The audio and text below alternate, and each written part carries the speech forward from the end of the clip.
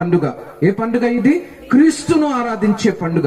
ఈ క్రీస్తును ఆరాధించే పండుగలో ఇప్పటికీ అనేక సంవత్సరాల నుంచి అనేక మంది దేవుడు ఏర్పాటు చేసిన దైవజనుల ద్వారా అనేక మర్మాలు ఈ చుట్టుపక్కల ప్రాంతాల్లో మన చిన్ననాటి నుంచి అనేక మంది దైవజనుల ద్వారా మనం వింటానే ఉన్నాం, విన్నాము, వింటాము కూడా.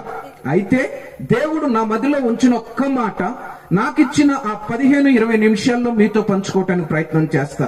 First advent completed. మొదటి రాకడ దేవుడిది అయిపోయింది, యేసు ప్రభు వారిది. అతి త్వరలో ఆయన రెండో రాకడ ఉన్నది.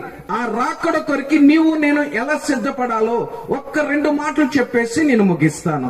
మొదటి రాకడ మనందరికీ సంతోషకరంగా ఉంచినప్పుడు రెండవ రాకడ కొరకు మనము ఏం చేయాలి?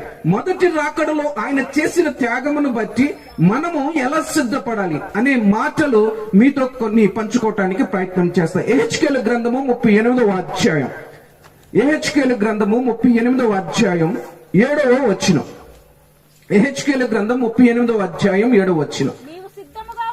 నీవు సిద్ధముగా ఉండుము, నీవు సిద్ధపడి నీతో కూడా కలిసిన సమూహం అంతటిని సిద్ధపరచుము. దేవునికి మహిమ కలుగును గాక.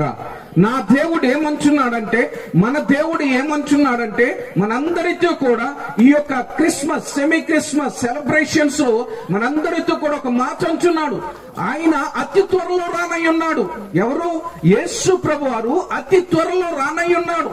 ఆయన మధ్యాకాశానికి వచ్చినప్పుడు క్రీస్తునందు మృతులైన వారు మొదట లేతురు. మనము ఒక నిమిషంలో మార్పు చెందుతాము. మనం ఒక నిమిషంలో ఏమవుతాం? మార్పు చెందుతాము. ఈ మార్పు చెందటానికి లేకపోతే ఆయన వచ్చే సమయానికి మనం ఒకవేళ మరణిస్తే